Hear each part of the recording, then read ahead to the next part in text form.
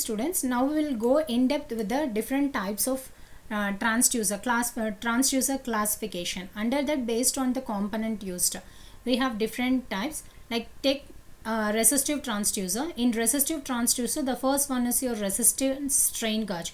What is meant by a strain gauge? Strain gauge in the sense it will have a spring sort of thing. That is, when you are subjecting the particular spring to a mass, so it elongates or it get compressed. Just it is used for the measurement of torque or displacement or force.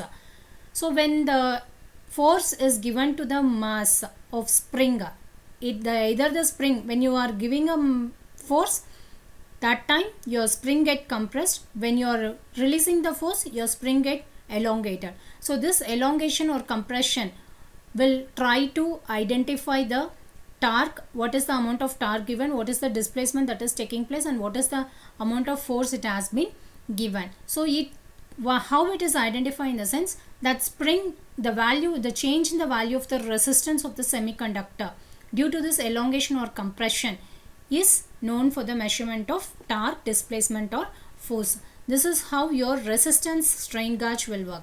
So normally the strain gauge in the sense you will be using a spring. So to the spring you will be giving a force. So when you give a force, either a elongation or compression takes place.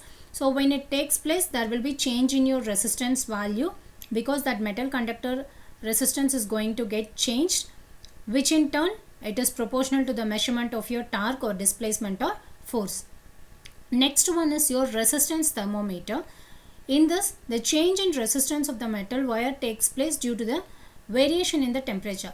The best example is your thermistor. Thermistor, you people know there are two junctions. One is your hot junction and the one is your cold junction. Due to the variation in the temperature between the hot junction and cold junction, the resistance is going to get changed. So there is a relation like R is equal to R naught into 1 plus alpha naught into T. So based on the temperature variations also, your resistance is going to get changed. So this is how, due to this change in resistance, the change in temperature is identified, and it is the best example for measuring your temperature. Next is your resistance hygrometer. So this resistance hygrometer is nothing but it changes the resistance of your conductive strip due to the change in the moisture content. So when there is any change in your moisture content, then the resistance of your conductive strip is going to get changed, and therefore using this resistance hygrometer, it is possible for us to identify the humidity factor. Next, hot wire meter. Hot wire meter means here the change in resistance of a heating element due to convection cooling of a flow of gas is known by its corresponding gas flow or pressure. Hot wire anemometer. Like under that, voltage anemometer, current anemometer, like we have seen different types of anemometer, different operations that takes place in the anemometer, that is constant current anemometer, constant voltage anemometer. It is mainly meant for measuring the gas flow or pressure. So in this, it is measured due to the convection cooling of the flow of gas.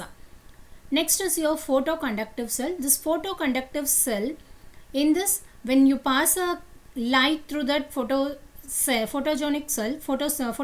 cell, the resistance of the cell will get changed corresponding to the light intensity. Next is your thermistor.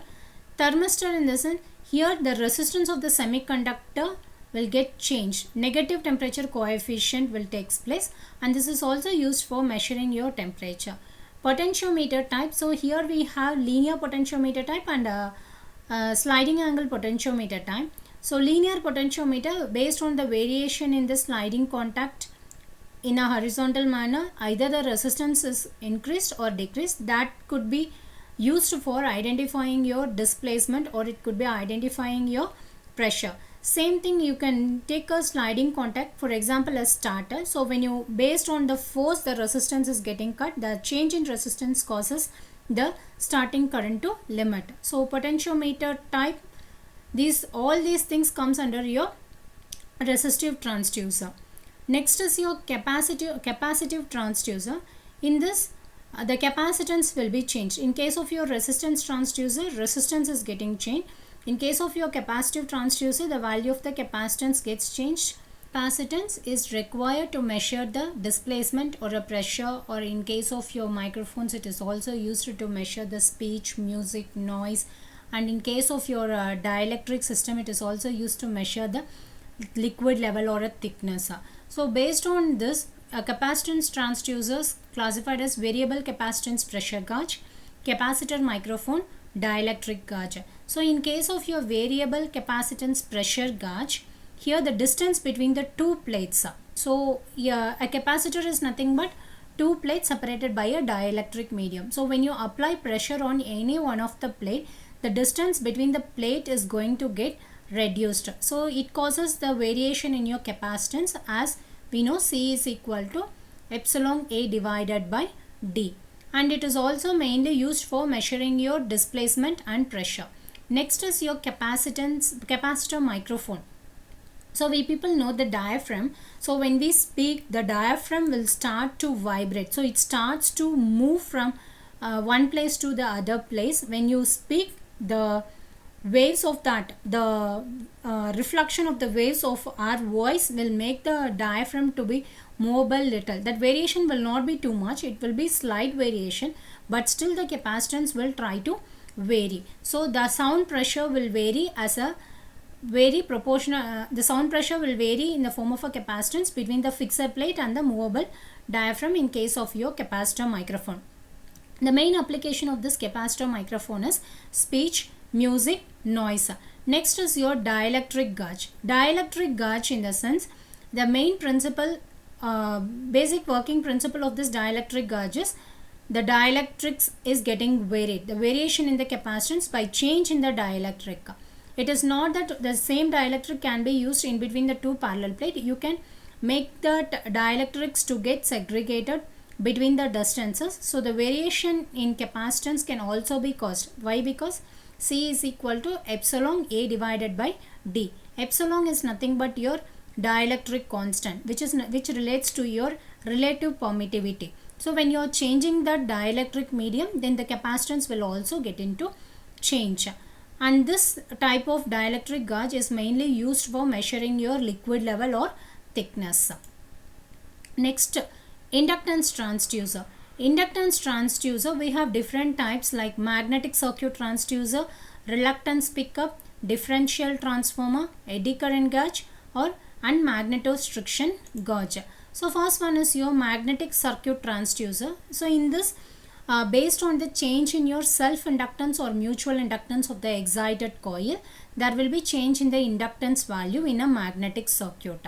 That is called as your magnetic transducer. Magnetic transducer, in the sense, the self-inductance or the mutual inductance will get changed based on the applied pressure, or due to the displacement, its inductance of the coil is going to get changed by varying the changes in the magnetic circuit. The main application of this magnetic circuit transducers are measuring your pressure and displacement.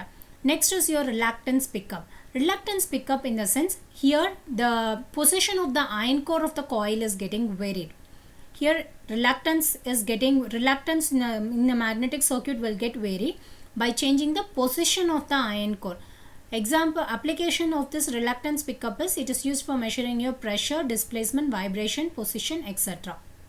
Next is your differential transformer. So in this, either the EMF induced at the secondary winding is changed by variation in the position of the magnetic core, or by applying, this core can be varied. The core can be varied by applying your external pressure.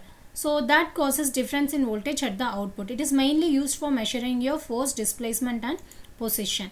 Next is your eddy current gauge. Eddy current gauge means inductance of the coil is going to get varied by the proximity of the eddy current plate. So here the applications are used to measure the displacement and thickness. Next is your magnetostriction. Magnetostriction, in the sense, in this the magnetic property is varied by applying your pressure or stress. So it is mainly used for measuring your force, pressure or sound. So far we have seen what is a resistive transducer, what are the different types of resistive transducer, what is meant by a capacitive transducer, under that what are the different types and its basic working principle. The last one is your inductive transducer.